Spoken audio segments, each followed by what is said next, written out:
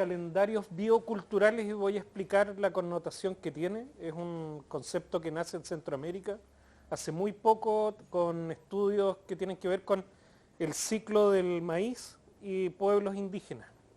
Básicamente, el origen tiene que ver con los calendarios ecológicos, pero estaba muy centrado en temas biológicos y esto le da una connotación más cultural. La presentación que voy a hacer tiene que ver con una publicación que sacamos hace poco con otros investigadores. Hicimos un estudio de 4 calendarios bioculturales en Chile con población indígena. Gracias. Pero contarles también que simultáneamente la Fundación Superación Pobreza hizo 5 estudios sobre calendarios bioculturales a nivel país para ver cómo también se relacionan con problemáticas de pobreza y su solución. Básicamente, cuando uno usa la palabra calendario biocultural, se refiere a sincronizaciones que tenemos las personas, los seres humanos, a través de nuestras prácticas culturales, con ciclos, los ciclos de las mareas, invierno-verano, ciclos más amplios como el niño o la niña, y con especies. Y un caso muy puntual que le pasa a mucha gente, por ejemplo, es que una vez al año, cuando ciertas especies de árboles comienzan a liberar polen, hay personas que tienen alergia y eso desencadena en las personas, ¿no es cierto?, prácticas culturales de sanación, ya sea por, no sé, medicina tradicional, medicina química. Se vuelve tan recurrente a lo largo de los años que para la persona forma parte de su calendario de vida. Sabe que en tal mes, ¿no es cierto?, va a tener alergia y va a producirse un montón de prácticas. Eso es un calendario biocultural, ese es el sentido que tiene, es como la dimensión antropológica de nuestras sincronizaciones con ciclos y con especies. En la imagen se ven familias mariscando y la presentación está bien enfocada en temas de acá, de la zona insular. Y las personas que mariscan tienen un calendario biocultural heredado, ¿no es cierto?, transmitido por sus familias, que tiene una precisión increíble con respecto a las mareas, a los ciclos lunares, al comportamiento de las especies, cuándo se reproducen, cuándo se van, etcétera. Por lo tanto, son uno de los mejores ejemplos en esta zona archipelágica. Como les comentaba, quienes somos de acá, del sur, y bueno, en realidad toda la gente en Chile que vive asociada al mar sabe que al menos en el día hay 2 mareas grandotas. Sube, baja y alcanza a subir de nuevo incluso, cada 6 horas. A lo largo del año, esto se repite una y otra vez, pero hay especialmente 2 grandes mareas en el año que coinciden con los solsticios. Acá se les dice pilcanes, los pilcanes de baja mar. Baja excepcionalmente la marea, ¿no es cierto? Y la gente lo tiene anotado en el calendario. Típico calendario de carnicería, ¿no es cierto? Está anotado ahí con un plumón. En esta fecha, ¿no es cierto?, va a haber una gran baja de marea y la gente se coordina, se pone de acuerdo, ¿no es cierto?, y planifica. Ahí, por ejemplo, chicos que están estudiando en el Liceo Achao que viajan a su isla precisamente en torno a ese pilcán, por ejemplo. Algo importante, pensando por ejemplo en cómo empezar a ver la complejidad que tienen los calendarios bioculturales en el comportamiento de las personas, es que las mareas, por ejemplo, también funcionan como vedas naturales. Hoy en día, producto de la sobreexplotación marina que está ocurriendo, ¿no es cierto? Si vieron el titular hoy día, zona contigua, es un ejemplo de sobreexplotación marina. Antiguamente, cuando no había traje joca, cuando no había oxigenación artificial, la gente dependía de las mareas para entrar y salir de esos espacios llenos de recursos. Las mareas, por lo tanto, controlaban. Hoy en día, muchas comunidades indígenas, por ejemplo, explicitan que ellos siguen usando las mareas como una forma de controlar la sobreexplotación.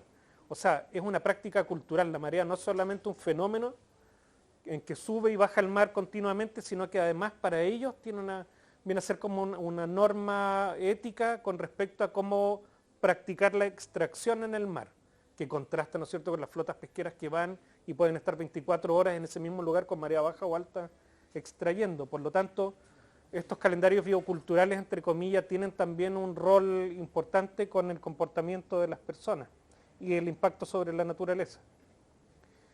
Y hay una premisa ontológica abajo, aparece anotado, no la van a alcanzar a leer los del fondo, pero dice: los seres humanos y otras vidas no existen como individuos aislados, sino que existen juntos en interrelaciones de cohabitación. Básicamente plantear que esta relación entre las personas, los ciclos de la naturaleza, incluyendo el de las especies, ¿no es cierto?, son relaciones. La forma de analizar los calendarios bioculturales no es separando la marea de los mariscos, de las personas, de sus normas, sino que todo es en relación. Es cuando toma sentido, ¿no es cierto?, el calendario biocultural. Un ejemplo bien cotidiano para la gente de campo son los queltehue. En esta fecha, de hecho, los queltehue ya se echaron, están empollando. Para una familia de campo, un queltehue también representa seguridad. Por lo tanto, saben que en esta fecha los queltehue están anidando, no los van a molestar, ¿no es cierto?, los van a dejar ahí, porque el queltehue después avisa si es que entró un perro, si es que entró una persona. La gente de campo sabe distinguir, por ejemplo, cuando grita un queltehue si lo que anda ahí es una persona o un perro, por ejemplo, a ese nivel de precisión. En este caso, por ejemplo, hay una relación de calendario biocultural porque además la cría de estos pollitos, ¿no es cierto?, ocurre en un momento importante y la gente no va a cortar el pasto, si es que hubiese pasto en ese momento, se va a cautelar, ¿no es cierto?, la protección de estas aves. Las aves cuidan el ganado. Aquí hay un concepto que es rechoro que vamos a hablar al final que se llama contribuciones recíprocas y es cuando mis prácticas culturales refuerzan funciones ecosistémicas. Eso se lo voy a dejar ahí mientras tanto. Y cuando uno analiza los ciclos marinos, esta cosa se vuelve mucho más compleja. O sea, los calendarios bioculturales comienzan a expandirse. Hay calendarios urbanos, etcétera, pero en el tema marino tienen que pensar que está relacionado con los ciclos lunares, con cosmovisiones. En Chiloé, por ejemplo, la gente no podía morirse si no era con la marea con la que nació. Eso era una premisa, era una preocupación. Cuando estaba a punto de finado, ¿no es cierto?, era como ojalá que se vaya con la marea con la que nació. Plantas, por ejemplo, que se elevan sobre el suelo, se plantan con cierta luna, la luna creciente. Plantas que crecen bajo la tierra, como la papa, con menguante. Salud, y las migraciones de las aves tienen que ver también con determinar, bueno, en este momento ya viene la época de cosechas o la época de siembra, etcétera. Está todo relacionado. Y hay un término que es bien importante en este caso y es el entendimiento sobre la naturaleza. ¿Por qué hicimos este estudio y por qué se están haciendo otros estudios de calendarios bioculturales? Porque permiten dar cuenta de si estamos entendiéndonos con la naturaleza o ya perdimos ese vínculo y no entendemos lo que está ocurriendo a nuestro alrededor, que es un fenómeno que está ocurriendo hoy en día producto de la homogeneización. Una forma de graficarlos es, por ejemplo, la imagen de arriba, es un analema. Es como se mueve, si yo estuviera quieto mirando en una misma dirección durante todo el año, vería que el Sol se mueve en un 8. Esa es la forma en que se mueve el Sol en el espacio. Lo graficamos de manera sintética, como ese 8 que está ahí, ¿no es cierto? Y comenzamos a plasmar ahí prácticas culturales que para las personas eran importantes en determinado momento. Obviamente la gente marisca durante todo el año, pero había momentos cruciales, ¿no es cierto?, en los que era la actividad prioritaria de la familia. Y comenzamos a darnos cuenta de que los yaganes, mapuches, las quenches, aymaras, todos tienen sus propios calendarios bioculturales, tienen prácticas festivas asociadas a estos calendarios, tienen prácticas de retraimiento familiar en invierno, de salir, ¿no es cierto?, y compartir con otras familias en verano, momentos de incertidumbre, momentos de seguridad, que se los voy a mostrar después. Y fue así como comenzamos a analizar al menos 4 experiencias, en este caso en esta investigación, y como les decía, a través de la Fundación Superación Pobreza, que pronto van a salir 5 estudios, a nivel de localidades en la Patagonia, en el norte, en el centro, litorales, ¿no es cierto? Resulta re interesante. Algo choro con los calendarios bioculturales es que es como una cebolla, una estratigrafía de dimensiones.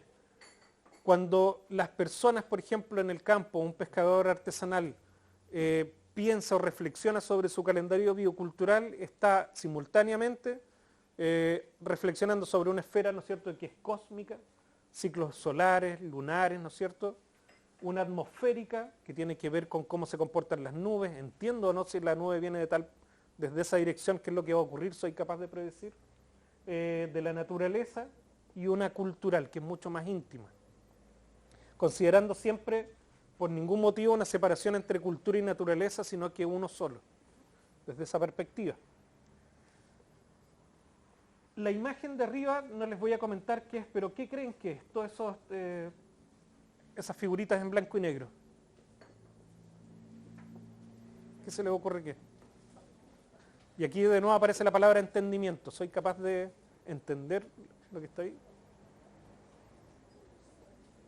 ¿Ah? Parecen semillas, ¿no es cierto? Es un calendario de hace 30.000 años, un calendario lunar. O sea, los calendarios bioculturales son tremendamente antiguos, ¿no es cierto? Esta necesidad. Ellos no graficaron la luna porque sí, o sea, tenía que ver con sus prácticas culturales, ¿no es cierto?, a lo largo del año. Y como les comentaba al principio, este concepto nace en Centroamérica como concepto, así, calendario biocultural, y proviene sobre todo de los calendarios ecológicos. A nivel mundial hay mucho trabajo sobre calendarios ecológicos y hoy en día se vuelven mucho más importantes con respecto al cambio climático global. ¿Por qué? Porque el cambio climático global básicamente lo que está haciendo es que intensifica fenómenos que son parte, ¿no es cierto?, de la vida, incluyendo la incertidumbre, años distintos a otros, los intensifica y hace que sea más difícil entender lo que va a ocurrir más adelante. Por lo tanto, los calendarios ecológicos y calendarios bioculturales en este minuto son una aproximación necesaria. Otra imagen, ¿no es cierto?, que es importante en el calendario biocultural mapuche, lafkenche, aparece algo que después nosotros logramos indagar en poblaciones no indígenas y que también lo tienen, y es que a lo largo del año hay momentos en el que es importante reforzar el tejido relacional familiar. Ahora mismo en invierno, con estos temporales, ¿no es cierto?, que hemos tenido, se está en la casa, ¿no es cierto?, y la idea es que de estar en la casa es reforzar justamente transmisión de conocimientos, valores, reconocimiento entre la familia, y en el verano salir afuera y reforzar el tejido relacional comunitario, nuestros vecinos, con quienes trabajamos, ¿no es cierto?, y eso queda marcado. En el caso, por ejemplo, de los calendarios bioculturales indígenas, tienen nombre, tienen una connotación importante que es reconocida. Ahora, en el caso mío, yo trabajo con poblaciones isleñas y estudio los modelos de vida isleños, y me interesaba averiguar cómo era el calendario biocultural isleño de una familia tradicional de campo, un modelo consuetudinario, ¿no es cierto?, basado en las costumbres. Y algo interesante es que todas esas actividades las ejerce la familia a lo largo del año para sostener la economía familiar. Los más viejitos, niños, mujeres, hombres, se van asignando roles a lo largo del año que son distintos. Y lo importante de este calendario, que tiene muchas actividades y tiene aprovechamiento de muchos nichos distintos, es que genera un impacto mínimo sobre el entorno. Es como tener los pies puestos en un montón de cosas distintas, ¿no es cierto?, sin ejercer presión. Y con prácticas tan importantes como, por ejemplo, cuando las familias en una isla, las islas siempre son unidades limitadas. No puedo explotarlas porque se acaban rápidamente. Y las familias en las islas tienen una estrategia de vida que es colectiva. Dependo yo de la ayuda de los vecinos para vivir bien. No puedo vivir solo, ahí la individualidad no funciona. Y cuando la gente sale a mariscar, comenzamos a preguntar, ¿pero qué hace cuando toda la gente de la isla sale a mariscar en una playa? ¿No es mucho impacto? Y nos decían, no, pues que nos salimos todos, nos turnamos. En una buena marea salen ciertos vecinos, pero los que se quedan en la casa saben que cuando regresen esos vecinos les van a pasar a regalar una porción de marisco. Hay una retribución. Hay una forma de mantener esta práctica cultural que lo que logra es controlar, ¿no es cierto?, la explotación en un entorno limitado. Y esos calendarios bioculturales además se pueden visualizar de esta manera. O sea, yo puedo ver esas prácticas, esa espacialización, ¿no es cierto? Y sobre todo, si se fijan, el mapa tiene lobos marinos, ballenas, aves, las interrelaciones con esas especies. Por eso estos calendarios son relacionales. Sin embargo, si yo analizo el calendario biocultural de un pescador artesanal monodependiente, y me voy a referir al pescador que depende de la explotación orientada al mercado, piensen en el erizo, por ejemplo. El erizo prácticamente es una explotación industrial, se va para afuera, se va para exportación. El calendario se divide en periodos donde no hay actividad, y esto tiene que ver con la veda impuesta por el Estado, y momentos de mucha actividad, mucha intensidad, pero esta actividad, a diferencia de la anterior, se basa en la competencia con otros pares. En la normativa chilena existe la figura de acceso libre. El acceso libre básicamente lo que dice es que tú sales a un espacio donde nadie es dueño de nada, y compites con otros, y mientras más captures tú, más ganas. Esa es la lógica del acceso libre, ¿no es cierto? Es la competencia para la explotación. Y el impacto de este calendario es tremendo porque genera momentos de agotamiento de especies, ¿no es cierto?, súper importantes. Tiene una lógica completamente distinta al otro. Y es tremendamente vulnerable porque si estos pescadores sobreexplotan la especie de la que dependen económicamente, ¿no es cierto?, su economía se va a las pailas, queda en jaque. Y aquí viene algo importante, y es que nuestro entendimiento sobre nuestra posición o relación en la naturaleza nos permite adelantarnos a fenómenos que pueden ser incluso peligrosos. Una familia de pescadores artesanales que advierte por ciertos signos de la naturaleza que va a venir un fenómeno del Niño, puede saber, este año va a ser jodido para salir a navegar. Tengo que prepararme y pensar en otra actividad en el año, ¿no es cierto?, para sostenerme. Una familia mapuche que depende, por ejemplo, de los porotos. Si viene un fenómeno de la niña, va a decidir, este año no voy a usar estas semillas que siempre uso, sino que voy a usar las otras, que son, no sé, por ejemplo, para sequía, un momento seco. Eso tiene que ver con la lectura que hago yo, el entendimiento que hago yo sobre los cambios climáticos, estacionales o lo que dicen las especies. Y quiero hacer con ustedes un ejercicio y quiero que me digan qué significa que en una pampa haya muchas gaviotas, 100 o más gaviotas, todas mirando en la misma dirección. ¿Sí? ¿Sí? ¿Y cómo sabías, por ejemplo, eso? Mi papá me lo dijo. ¿En serio? ¿Y de dónde era tu papá? De acá, ¿no? Ya. Bueno, yo soy chilote. Las gaviotas cuando se van a la pampa y quedan todas en fila, si van a Yanquihue, lo pueden ver, por ejemplo, en Yanquihue. En las pampas también se colocan. Lo que están preparándose las gaviotas es a un temporal fuerte que va a llegar en 40 minutos, 1 hora más o menos. Cuando uno sabe leer eso, dice, no voy a salir a navegar en 40 minutos más, ¿no es cierto? Viene el tremendo temporal. Esto tiene que ver con este entendimiento sobre la naturaleza. El problema es que, y lo colocaba en la lámina anterior, producto de los fenómenos de homogeneización cultural que hoy en día estamos experimentando, esos conocimientos son devaluados. Se los trata mal, es como, es que esto es folclore nomás, son creencias populares, pero al contrario, tienen que ver con nuestra capacidad de leer lo que ocurre en el entorno. Hay muchos ejemplos de al revés. Los lobos marinos, por ejemplo, han aprendido a entender a los pescadores artesanales de tal manera que un buzo me contaba que, por ejemplo, a veces los engañan. Hacen como que van a salir a calar los espineles con merluza y los lobos no los siguen. Y cuando ellos salen en serio, los lobos ya están nadando con ellos. O sea, es una lectura increíble.